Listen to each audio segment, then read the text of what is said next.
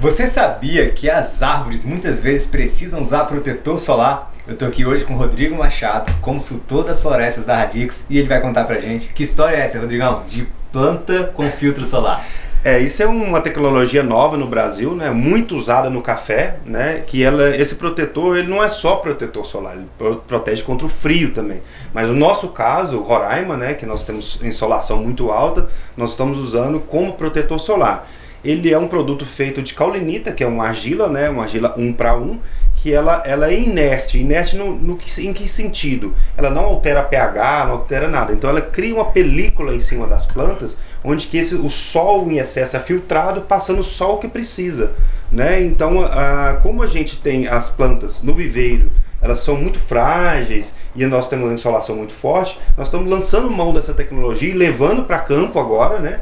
Que nessa época agora, que como nós estamos no hemisfério norte, as chuvas já encerraram e o sol vem com muita vontade. Então as plantas que estão novinhas, frágeis, que é aquela brotação mais frágil, então a gente entra com esse protetor solar para a gente literalmente segurar a onda, né, da questão do sol, para a gente evitar escaldadores e perda dessa brotação, para a gente ter uma planta vigorosa, né, vegetando o tempo todo. Então é real, existe sim protetor solar para as plantas. É muito legal, porque assim, é igual nos seres humanos, quando a criança nasce, é muito novinha, você não quer colocar ela no sol, exposta, um recém-nascido, você sempre deixa ele mais protegido. O sol, em alguns momentos, lá em Roraima, tem a meca, que a gente chama do mogno africano, justamente porque tem uma boa incidência solar, quando as árvores já estão no chão, isso é muito bom, mas quando elas estão nessa fase de viveiro, ainda não. Então conta pra gente um pouquinho dessa fase de viveiro, como é que é a preparação da planta, desde a semente ali, do momento de germinação até o momento que ela sai realmente para ser plantada no solo. Certo. É um detalhe que o nosso viveiro é todo seminal, né? Ou seja, ele é todo à base de sementes, né? A gente ainda não lançou mão da tecnologia da clonagem, porque a clonagem demanda um melhoramento genético que ele ainda está caminhando no Brasil, mas nós procuramos comprar sementes de matrizes selecionadas, né? E variando os lugares onde que a gente está pegando essas sementes. Em Roraima e agora nosso próximo fornecedor, Alagoas, né? No Pará. Então, para a gente ter uma variabilidade genética grande. Então, essas sementes, quando elas chegam para a gente, elas são imediatamente semeadas. E para onde que essa semente vai? A gente trabalha com os tubetes, né? Esses tubetes, essa semente é colocada semente por semente nos tubetes e vão para uma casa que a gente chama casa de vegetação. É uma casa protegida, né, com plástico em volta e sombrite a 50%, porque as plântulas são muito sensíveis. Então, quando elas nascem, elas já têm que ter essa proteção de 50% do sol, e ali dentro, numa temperatura de 35, 33 graus, elas ficam por 2 meses, com a umidade de 80%. Venceu esses 2 meses, a gente joga essas mudas para fora, a pleno sol. Aí já que entra nosso protetor solar, né, que é bacana para a gente estar ajudando essas plantas a acostumarem com o sol. Então a gente já entra num processo que se chama de rustificação, que é treinar essas mudas para ir ao campo. Porque se a gente joga uma muda chamada tecnicamente de verde, não pela coloração, mas pelo estado fenológico dela, se a gente joga uma muda verde no campo, ela não suporta uma insolação muito grande. Então as perdas são altas. Então o que a gente faz? A gente treina, realmente é uma academia, vamos falar assim, para ela ir forte para o campo. A gente limita a água, a nutrição muda, né? A gente já corta o nitrogênio para ela parar de crescer muito no viveiro. A gente começa a aumentar um pouco o fósforo, o potássio, para ela começar a engrossar, produzir bastante raízes e para chegar muito vigorosa e treinada para o campo. E já, inclusive, com essa proteção solar. E quando ela vai para o campo, ela já está treinada e apta a aguentar as intempéries, né? Que ela tem que aprender a fazer isso sozinha. Muito interessante esse processo, porque há toda uma preparação para que a muda possa ser plantada no solo com qualidade. Sim. E esse processo leva aí em torno de 6 a 8 meses, desde o processo de germinação até lá. E enquanto está acontecendo todas essas operações no viveiro, a floresta não para, a Radix não para de buscar novas áreas. Então a gente está lá procurando preparar o solo que vai receber essas mudas. Sim. O que a gente tem que fazer de preparação do solo? O que você, né, como um dos maiores especialistas de mogno africano aí no Brasil, conhecendo várias e várias florestas, o que você tem visto por aí e o que é legal o produtor, alguém que está pensando em investir em mogno, preparar a área, como é que a gente faz isso? Certo. Isso não existe uma receita de bolo, né, que a gente chama de receita de bolo, como muita gente faz. Que cada região é uma região, Então a gente tem que estudar muito as questões endafoclimáticas. O que seria isso, endafoclimáticas? É um nome até diferente, né? Então seria o que? O regime de chuvas, né? A própria insolação, a questão de solo, né? Profundidade de solo, tipo de solo e o que tem nesse solo, o que esse solo já está oferecendo, o que está faltando nesse solo. Então é feito toda essa análise endafoclimática e análise de solo, né? Para a gente saber o que a gente vai ter que investir, o que a gente vai ter que colocar ali para essa questão nutricional dessas plantas. E muitas das vezes essas plantas se alimentam melhor que a gente, tá? Legal. Esse preparo do solo, então, ele é feito durante esse período em que as plantas estão em viveiro. Quando a gente vai fazer o plantio, existem alguns cuidados, como a forma como se insere essa muda no solo, sim, todo um procedimento, controle de formigas na área que é preciso ser feito. E quando essas plantas estão lá, elas funcionam de uma maneira muito parecida com a dieta humana, não é verdade? Sim. Às vezes a gente precisa controlar a alimentação, a gente precisa ver o que está se alimentando bem. Então, digamos assim, o que é que planta come? Certo. As plantas comem, basicamente, os nutrientes que as plantas consomem são basicamente o que a gente consome, né? Fósforo, potássio, né? O nitrogênio, no caso, não, né? Que as plantas, elas necessitam de nitrogênio, apesar de ser o gás, né? Mais abundante, né? Mais do que o oxigênio, inclusive, poucas pessoas sabem disso, o nitrogênio é até mais do que o oxigênio. Então, é o que elas necessitam de muito cálcio, né? Igual a gente necessita para os ossos, elas necessitam para lignificação da madeira, que é a cimentação da madeira, porque uma árvore que ela não está bem alimentada de fósforo, potássio, magnésio, principalmente o magnésio para o mogno, na questão do magnésio, que é diretamente envolvida a fotossíntese, né? Então, se o magnésio baixa, a fotossíntese baixa, a produção baixa, então é tudo muito bem controlado. A questão do fósforo tem que entrar no início para ela ter um arranque vigoroso, né? O nitrogênio muito bem controlado, porque as árvores de madeira de lei não podem crescer exageradamente e nem muito rápido. Então, se você exagera nessa nutrição, essa floresta dispara a crescer e começa a tombar, né? Então a gente tem que ter um controle muito sério nessa questão de alimentação, nutrição, né? A questão nutricional com as plantas, com cuidado muito grande, porque, e eu repito, não existe receita de bolo. Cada região é uma região e isso tem que ser muito bem pensado. Eu gosto muito que você sempre faz uma análise com muito carinho. Sempre que a gente está expandindo uma nova área da Radix, você é praticamente um dos primeiros que vai lá, antes mesmo da gente comprar uma fazenda ou não, para você verificar se aquela área é realmente adequada para o mogno, se não é, se a gente pode buscar outras áreas melhores. E a gente sempre levou desde o início da Radix, né, muito a sério essa posição toda, porque é uma coisa que a gente tem que observar, que é uma das vantagens de florestas plantadas. Diferente de uma mata nativa, onde as coisas vão acontecendo de acordo com a natureza e você perde um pouco o controle, na floresta plantada a gente consegue guiar que essa floresta ande muito bem. E um dos elementos chaves disso é o posicionamento, digamos assim, dessas árvores no chão, que é o que a gente chama de espaçamento, digamos assim.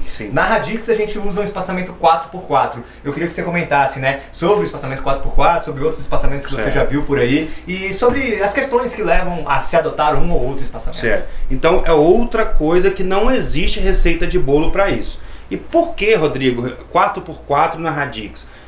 Como você já citou, nós estamos na meca do mogno. Porque se a gente observar Roraima, a gente pegou o mogno, que é a casa dele na África, e só puxou ele para o lado. Então a questão de insolação, o solo é muito parecido, a questão dos regimes de chuva também são bem parecidos.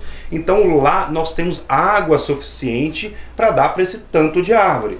Porque não adianta nada eu pegar e fazer uma população muito grande dessas árvores e não ter água. Não é só comida que a planta vive, ela vive de água também, e nem só de água, né? Então isso tem que ser muito bem balanceado, e essa questão do 4x4, a gente consegue, esse é o adensamento máximo, tá? Lá para Roraima. Eu não aconselho fazer um adensamento maior do que isso, apesar da gente ter um regime de chuva lá bacana, mas quando a seca chega, ela chega forte. Então aí sim, aí começa a complicar a coisa. Se você tem muita, é a mesma coisa. Se você tem uma garrafa d'água para 10 pessoas e você tem uma garrafa d'água para 2 pessoas, é bem diferente, né? Então é mais ou menos nessa linha que é pensado o espaçamento também, e pensando futuros desbastes e por aí vai. Né? Legal. E uma coisa que sempre acontece nas florestas é essa operação de desbaste, né? Independente do espaçamento que é feito, em algum momento o desbaste precisa ser realizado. Sim. Qual é a função do desbaste para a floresta? Em quanto tempo mais ou menos ele ocorre? E o que a gente pode fazer com essa madeira de desbaste? O que funciona hoje? Certo. O desbaste, infelizmente no Brasil, ele não é visto de uma forma muito errada. O desbaste ele tem que tomar um cuidado muito grande com essa questão dessa operação, porque as pessoas que estão plantando mogno estão fazendo desbaste a esmo, sem controle nenhum. O que a gente precisa para saber quando essa floresta precisa ser desbastada? O inventário florestal, que ele tem que ser feito sempre. Essa floresta tem que ser acompanhada, porque essa floresta existe duas linhas. Uma linha ascendente, quando ela está produzindo, e a linha de estagnação. Então essas linhas, em algum momento, pelo número de árvores, essas linhas vão se aproximar ou às vezes se encontrar e passar. Que a árvore, quando ela começa a população ficar muito grande, as árvores muito grandes, a árvore precisa de espaço para crescer, certo? Então quando essas linhas de estagnação e produção começam a se aproximar, é a hora de a gente estar abrindo. Tá? Então isso é bom sempre a gente estar abrindo antes dessas linhas se encontrarem, que a gente garante que quando essas linhas forem chegando perto, elas invertam.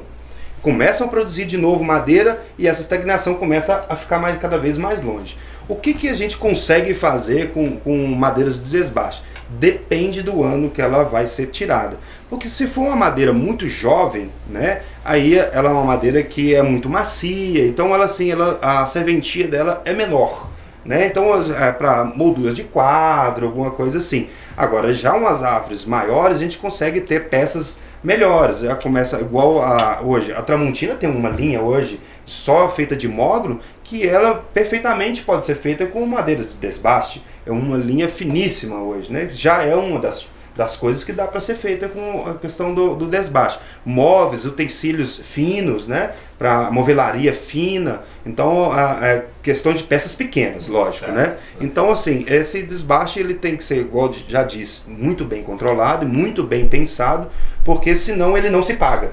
Esse é inclusive um dos diferenciais da Radix que a gente tem hoje, que a gente consegue levar tecnologia para esse desbaste. Sim. Então a gente hoje está colocando até sensores nas árvores, né, junto com a Trivia, que é a operação que faz esse controle do inventário florestal nas nossas florestas, justamente para a gente ter mais informações para tomar decisão. Sim. Porque como você citou, não adianta, eu acordei hoje e vou fazer um desbaste, não é isso? Eu preciso de dados, de informações para poder tomar o desbaste na melhor área. E quando as árvores estão ali plantadas no dia a dia da floresta, naquele manejo florestal que a gente precisa realizar, uma coisa que normalmente é muito comum de se acontecer é que as árvores dão sinais pra gente. Assim, quando você vê um ser humano mal nutrido, quando você vê um ser humano doente, você consegue também, né, com um olho treinado, bater o olho na floresta e ver que tem alguma coisa ali. Você que já rodou vários plantios aí em diferentes lugares, quais tipos de coisas que só no olho você já consegue enxergar ali uma necessidade da planta? Tá, isso é uma coisa interessante que você falou, Thiago, porque assim, como eu tenho essa vivência há muito tempo, eu já consigo fazer uma leitura dessas árvores. Então as folhas contam pra gente o que está acontecendo. Só que quando essa folha está contando pra gente o que está acontecendo, o problema já está extremado. Então, qual é a nossa atitude dentro da floresta para a gente não chegar a esse ponto? Nós estamos fazendo análises foliares sempre. Né? Essa análise de solo, por exemplo, ela não é feita só antes do plantio, ela é feita sistematicamente junto com a análise foliar, porque eu preciso saber o que, eu sei o que eu entreguei para ela, eu sei o que foi para o chão, que essa questão do adubo dentro do chão ela é extremamente complicada, né? Então se a gente for falar a questão de solo aqui, a gente vai ficar a noite inteira, o dia inteiro falando, mas simplificando a coisa, eu preciso saber o que eu dei e o que ela conseguiu alimentar. Certo? Então, por exemplo, uma deficiência de potássio, a gente consegue ler na planta um V invertido, começando da ponta da folha. Uma deficiência de magnésio, que acontece muito no mogno, porque ele é ávido por magnésio, que é ligado diretamente à fotossíntese. As nervuras ficam verde e entre as nervuras ficam amarelo, nas folhas mais velhas. Então a cada lugar que essa deficiência está acontecendo e o posicionamento dela no galho é um elemento ou outro, porque os elementos são móveis e imóveis nas plantas. Então a planta é super inteligente, a natureza é muito sábia. Então os elementos que são móveis, por exemplo, eles se apresentam nas partes mais velhas, porque faltou lá na ponta, ela consegue pegar dessa folha mais antiga que já cumprir o seu papel e levar lá para cima. Quando essa deficiência acontece só no topo, é já de um elemento que não é móvel, ela não consegue tirar isso de algum lugar. Aí é onde que a gente consegue entrar com substituindo essa falta desse elemento com a nutrição ou química ou com as plantas de serviço, que é o que a gente está usando hoje, usando muito pouco adubo químico, com a ajuda de plantas que fazem isso para nós. Duas coisas muito importantes aqui. Primeiro, as árvores falam, né? Sim. Você só tem que conseguir entender, né? A linguagem então, das árvores. A linguagem das árvores, existe uma comunicação própria ali, que graças a Deus a gente tem o Rodrigo com a gente, nosso consultor que já está com a gente desde o começo dos plantios da Radix, e que ele consegue entender o que as árvores falam. Isso gera um grande diferencial, porque ele agora falou o segundo ponto muito importante. Eu gosto de entendê-las, eu vejo quando uma árvore fala, mas muitas vezes eu prefiro trabalhar de uma maneira muito mais preventiva do que repressiva. Sim. Então, assim como você, às vezes no teu dia a dia, o médico fala, faça seu check-up anual, não é verdade? Sim. As árvores numa floresta plantada também precisam desse check-up anual, que a gente faz por meio da análise do solo, da análise das folhas, a gente tira esse material, dá uma comparada, dá uma olhada e vê o que está acontecendo. Isso é uma coisa muito legal, essa associação que a gente faz aqui. E eu queria te perguntar agora, Rodrigo, um pânico das pessoas, né, que tá ali sempre, quando se fala em floresta, vem logo aquela imagem de fogo. O que a gente pode fazer para prevenir o fogo e se ele vem a acontecer, o que é feito dentro, né, para mesmo que aconteça um fogo, que ele não se alastre, que a gente consiga combater, o que é feito no manejo florestal mais técnico aí para mitigar esse risco. Certo. A priori, você tem que ter dentro da sua floresta, o que nós temos hoje, pessoal treinado para atuar nessa situação. Mas a gente tem que se precaver para que essa situação não aconteça. Como que a gente prevê isso? A gente se precaver quanto a isso? Nós criamos aceiros em volta da floresta, mas não aceiros comuns, como é feito com, às vezes, uma roçadinha ou um aceiro de 2, 3 metros. Nós fazemos aceiros até de 10 metros. Né? Porque nós já tivemos uma situação lá que foi muito triste de ver a nossa reserva, que é uma reserva de floresta fechada, floresta amazônica, linda, maravilhosa, queimando inteira, sem a gente poder fazer nada, porque não tem como entrar nessa floresta para combater, mas o fogo não chegou na nossa floresta, porque nossos aceiros são enormes, né? Então nós fazemos aceiros, inclusive esse ano nossos aceiros estão prontos, e nós estamos numa região que é chamada de ciclo do fogo. Né? Então, porque lá, infelizmente, ainda na Amazônia, se tem essa cultura antiga do fogo, né? Isso é cultural, não é, né? Às vezes, sim, às vezes criminoso e tal, mas é cultural. A questão disso já vem desde os indígenas, né? De pôr fogo para cultivar. Então, já prevenindo isso, nós temos pessoal treinado, equipamento para isso, né? A gente chama uma brigada, uma mini brigada de incêndio, né? E os aceiros, para a gente evitar isso. Legal. E em relação a isso, muitas vezes as pessoas jogam fogo, né, para acabar ali com o mato. E aí você tem uma expressão que você coloca sempre, né, que você fala que a gente não é isso. Explica aí pro pessoal. Nós não somos matofóbicos. Essa é uma nova palavra pro dicionário brasileiro. O que seria isso? Normalmente, assim, na agricultura, assim, todo mundo adora um herbicida, né, adora matar o mato. Então, a questão, a gente fala mato, a gente fala no geral, mas a gente trabalha com certas plantas, uma braquiária, que todo mundo fala, braquiária, eu já tive uma expressão até que um professor meu usava, falava que o mundo vai acabar em braquiária, porque você põe fogo, ela duplica, você bate a herbicida, ela triplica, né? Mas a gente cultiva essa braquiária dentro do nosso plantio. Por que dessa braquiária? Nossas árvores são coroadas, né, que a gente chama de coroamento, a gente faz uma limpeza em volta dessa área de 1 metro de diâmetro, né, e o restante, todo o solo é coberto. Porque onde tem solo pelado, está errado. Né? Porque a evapotranspiração aumenta demais, então a gente perde água para o ambiente, né, que deveria estar para as plantas. Então se você tem um solo todo coberto, você tem temperatura menor no solo, a biota toda funciona, né? E quando das chuvas, esse mato está verdinho, está bonito, e quando esse período de chuvas acaba, a gente simplesmente faz uma roçada e cria um colchão de matéria orgânica ali para estar protegendo esse solo justamente da insolação e a gente manter essa umidade lá. E a gente não trabalha só com as braquiárias, né? Porque a braquiária, ela abre canalículos, né? Quando a gente roça ela e ela morre, ela abre canalículos, que é para entrada de oxigênio, que as plantas necessitam de oxigênio dentro do chão também, e entrada de água. Então a gente facilita isso, né? E nós também trabalhamos com as plantas de serviço. que são plantas, igual eu citei anteriormente, que elas trabalham para a gente. Então, gerando uma economia enorme em adubação química, tanto operacional quanto financeira mesmo. Né? Então elas trabalham para a gente reciclando nutrientes, trazendo lá do fundo, as raízes descem mais de 2, 3 metros, traz isso do fundo, vem aqui para cima, transforma ela na planta e quando roçada ela vira aquele colchão de matéria orgânica e isso transforma de novo em alimento para a planta. É o que a floresta faz, a floresta fechada com as folhas e tudo mais, que é chamada de serrapilheira.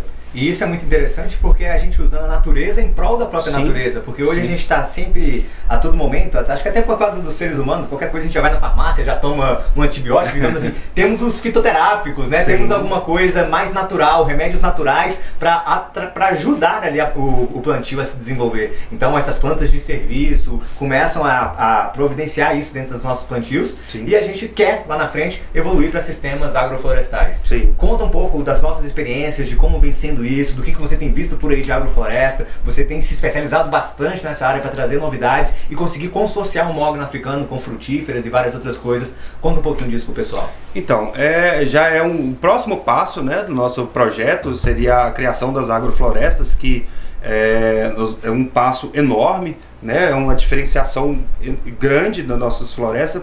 Por isso, todo mundo fala de monocultivo, que é péssimo, até certo ponto eu concordo. Mas quando esse monocultivo acontece associado a outras culturas, o ganho ambiental é enorme. Então a gente pode fazer plantios de outras culturas, de milho, milheto, né, sorgo, as crotalárias, que são as plantas de serviço também, que nos provê o nitrogênio direto para a gente consegue produzir sementes, as nossas sementes. Elas são das nossas próprias plantas, né? E a gente começa a disseminar isso, melhorando cada vez mais o ambiente. Então os SAFs, né, que são sistemas agroflorestais, já são sistemas mais complexos, né? Onde entram as frutíferas. Enquanto a gente tem luz, né, na floresta, a gente consegue colocar essas frutíferas e essas outras plantas. Que é o caso que a gente já começou a colocar cacau, né? Outra madeira, inclusive, que é o pau de balsa, que está indo muito bem entre as plantas de mogno.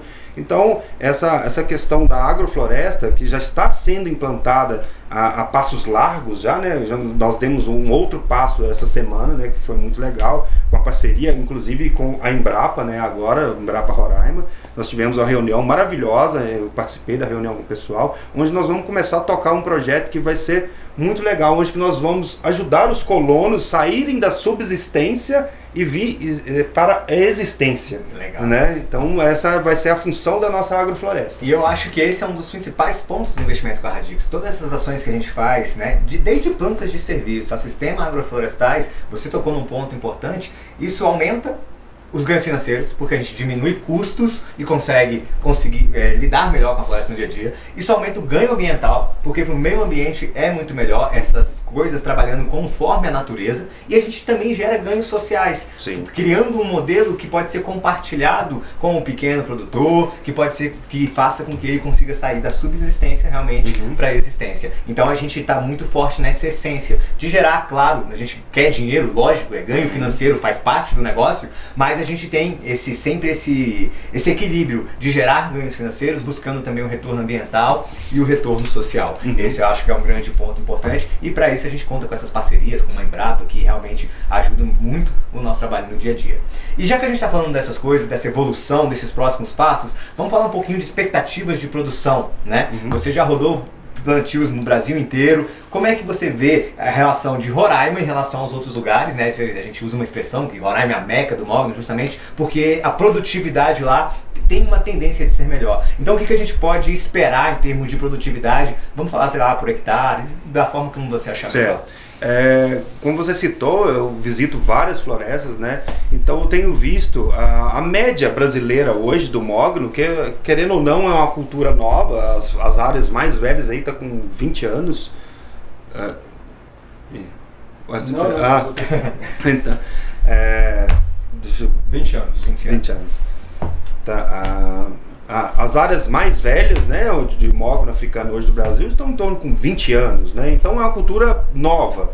Então a média de produtividade que a gente chama de DAP ano, que é diâmetro da altura do peito, seria de 2 centímetros a 2,5 centímetros. E nós já ultrapassamos esses 2,5 centímetros, né, com muita satisfação. Nossa floresta que está próximo, que é o módulo 2, né, que é o módulo 1 aqui lá em Minas, e o módulo 2 em Roraima, que já está quase completando 3 anos, está indo para 3 anos. Então, um espetáculo, nós já superamos em muito, né, essa expectativa de 2,5 centímetros, e a expectativa de produção para essa área seria de em torno de 190 metros cúbicos de madeira serrada. Né? É uma coisa que já aconteceu em Roraima. Houve uma colheita lá de uma floresta de 20 anos, onde que ela também superou essa expectativa, e tem alguns motivos para isso. Primeiro, nosso cuidado que nós temos com a floresta, e outra, a questão de ser a Meca, né? Por que a Meca? Nós temos mais luz, né? Nós estamos no hemisfério norte, então nós temos 20% inclusive a mais de luz. Isso para uma planta que ela usa a luz como a sua energia, e as folhas são as usinas, né, de produção de energia para a planta, transformar a luz, água na fotossíntese, para ela vegetar. Então a planta vegetando mais, ela produz mais. Então essa nossa expectativa, ela já foi alcançada. Nós estamos seguindo para isso, né, e através dos nossos inventários florestais que são feitos. Agora, participei agora com a equipe, né, eu acabei de chegar de Roraima, nós estamos aqui nessa entrevista, justamente eu acabei de chegar de lá, estão com notícias ótimas, né? Nosso inventário vem acontecendo sistematicamente, e ele está mostrando isso, está mostrando que nós estamos no caminho certo e a floresta nossa está só subindo. E nessa expectativa, né, assim, a gente fez cálculos conservadores, né, levando em consideração a média do Brasil, não a média de Roraima, esperando chegar numa altura de fuste de 9 metros, essa questão da madeira bruta para madeira serrada, em torno de 60%, 70% de aproveitamento, de aproveitamento que a gente coloca nas nossas expectativas. E quando a gente olha para essa expectativa de produção toda, às vezes quem está assistindo fala, pô, então eu quero plantar esse negócio. Vou plantar aqui, eu tenho 1 hectare aqui na fazenda do meu tio, vou plantar 1 hectare de mogno, vou ficar rico, é o tal do ouro verde, se você colocar no Google, muita gente fala de ouro verde, e é realmente um bom negócio, mas existem algumas outras especificidades que precisam ser observadas para quem está pensando em investir em mogno. Então, em termos de quantidade de área, o que você tem visto por aí, o que você falaria para alguém que está pensando em plantar, sei lá, 1 hectare na casa do tio? Tem uma frase antiga que todo mundo fala, que uma andorinha só não faz verão. Então é justamente isso, gente, porque se você tem 1 hectare para a questão de floresta de madeira nobre, é muito pouco. Agora, se você vai plantar 1 hectare para você usar localmente, usar na sua fazenda, ou vender para um amigo, tudo bem. Tá? Aí sim, você consegue, se você tivesse mercado de um amigo, mas é muito pouco. Né? Então essa que é a vantagem do investimento com a Radix. Você investe pouco e é dono de uma coisa maior, né? Gastando pouco e tendo pessoas capacitadas, né? Que nosso pessoal de campo também, treinamento direto, e a gente está com esse cuidado todo. Então, se você tem essa possibilidade de fazer esse investimento com um valor pequeno e ter uma coisa grande, não é o porquê você está enfrentando isso sozinho, né? Então, assim, volto a dizer, uma andorinha sozinha não faz verão. Quantas andorinhas precisaríamos, assim, em termos de madeira? A partir de quantos hectares você acha que alguma coisa que começa a fazer considerável sentido, em termos de mercado mesmo, falando agora de mercado, eu acho que não é só o tamanho, mas a frequência de plantios também, para uma questão de fornecimento, né? Uma questão assim de plantio, se você tem esse dinheiro, esse montante disponível, seria pelo menos no mínimo 50 hectares ano, né, para você ter um corte depois sistemático. Certo. Porque quando ela começa, a primeira que você plantou começar a cortar e você chegar no final do seu plantio,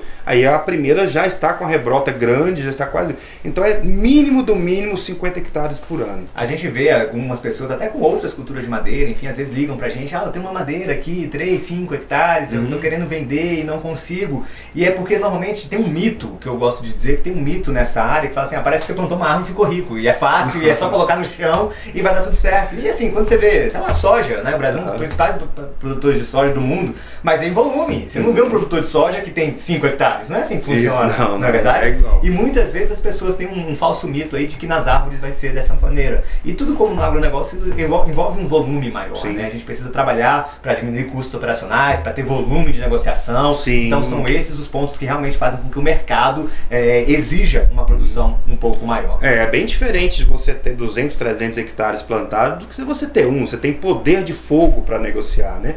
E geralmente quem compra essa madeira são pessoas de fora do Brasil, e essas pessoas querem continuidade, querem volumes, né? A Europa, a China, os Emirados Árabes, os Estados Unidos, os caras querem volume. Então não adianta você chegar lá e falar assim, eu tenho 1 hectare de madeira, ele fala, obrigado, ok, para mim não serve. Então eu quero continuidade de compra, né? Eu tenho um mercado para isso, eu tenho os compradores, mas eu preciso de volume, preciso de continuidade. Bacana, é isso mesmo. Então, uma coisa muito comum nesse ponto que você falou, que é bem importante que as pessoas entendam, é que a gente trabalha com mogno africano, que é conhecido como uma madeira de lei, uma madeira nobre. E no Brasil, a gente tem um histórico muito grande, né, de madeira branca. Explica para o pessoal que está nos assistindo essa diferença, né, entre a madeira branca e a madeira nobre. A dita madeira branca, geralmente ela é usada para bioenergia, ou para celulose, ou para carvão, mesmo para as indústrias de aço, né? Então são madeiras de valor agregado bem menor, né? Então tem que ser plantadas em volumes muito extensos, né? Por exemplo, uma planta de celulose hoje, ela não sobrevive com menos de 200 mil hectares de floresta, né? Então a gente com, vamos dizer assim, um volume que é muito alto, né? Já para o mogno, já para a questão brasileira, mil e poucos hectares, então assim já é um volume expressivo, que você consegue negociações de alto valor agregado.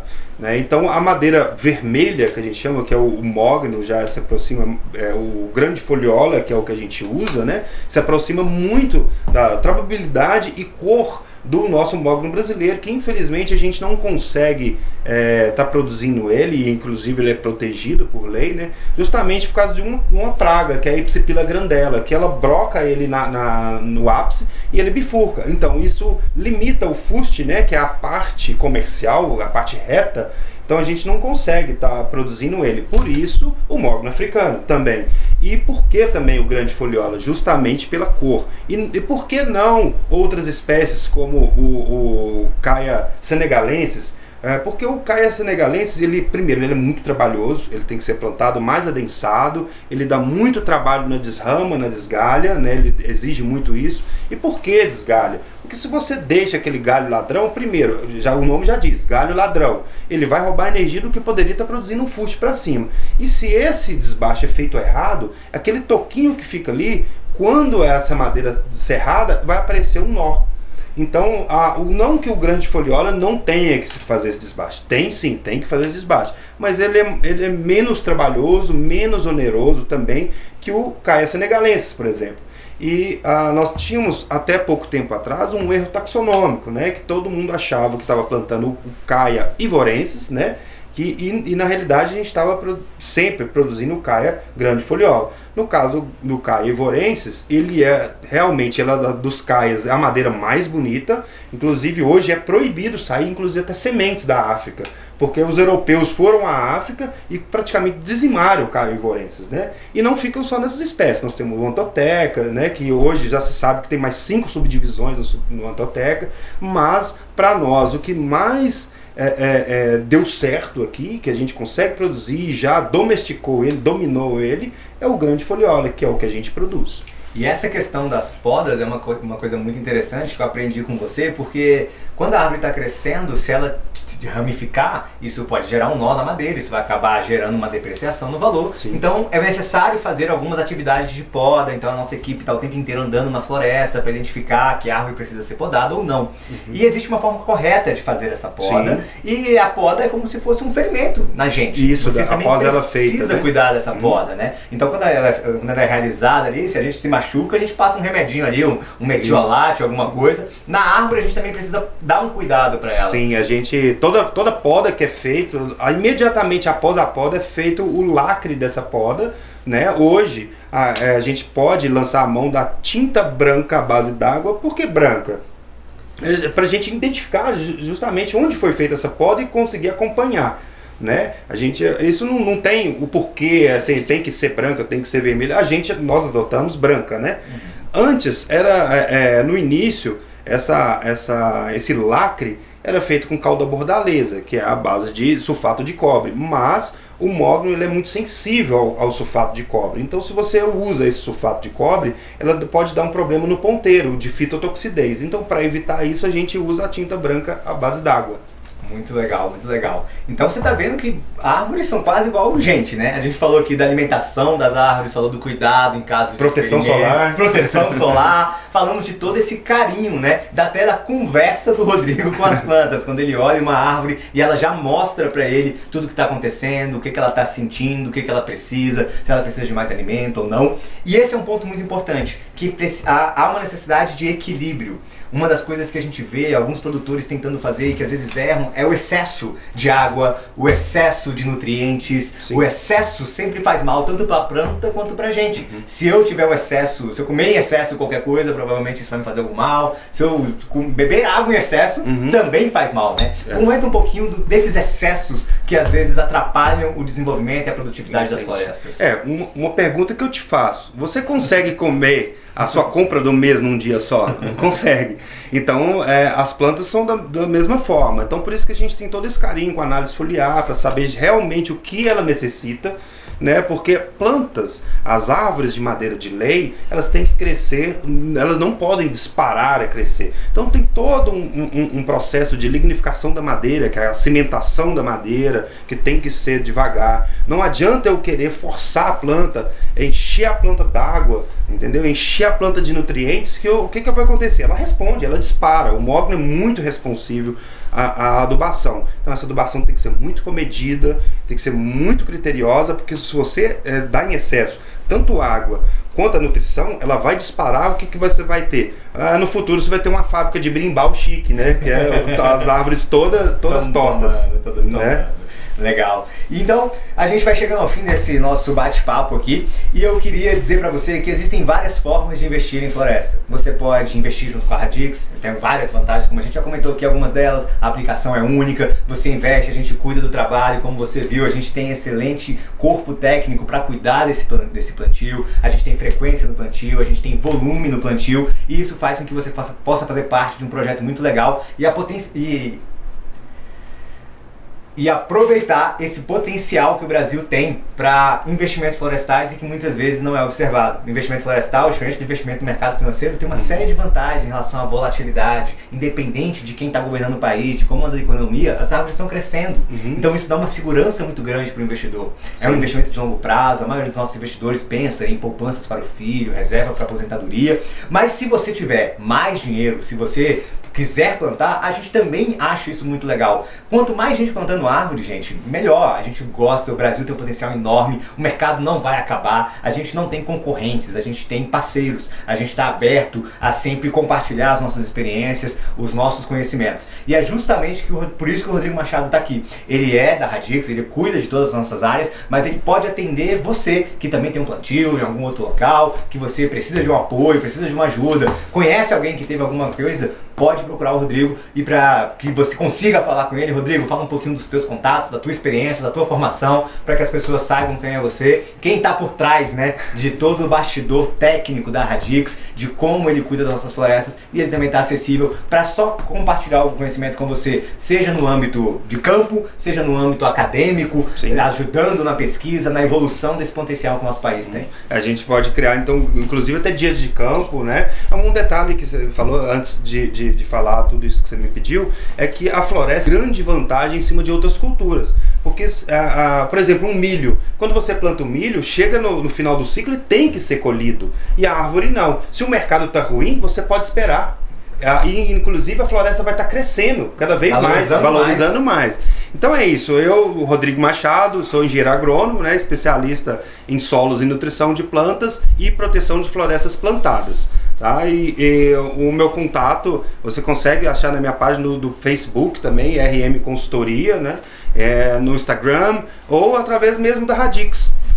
O que a gente puder ajudar, a gente está criando eventos sobre isso, sobre investimento verde, vamos buscar compartilhar esse conhecimento. A gente tem o Rodrigo lá no campo com a gente o tempo inteiro, auxiliando a nossa equipe, e a gente acha que esse conhecimento precisa ser difundido. Quanto mais gente tiver acesso a isso, cometer menos erros, mais árvores, mais florestas a gente vai estar, e já a Radix bate a nossa meta de 1 milhão de árvores. Estamos perto, não é? Rodrigo, brigadão de novo. Valeu. Tamo junto, um abraço para você. Até a próxima, pessoal. Até a próxima.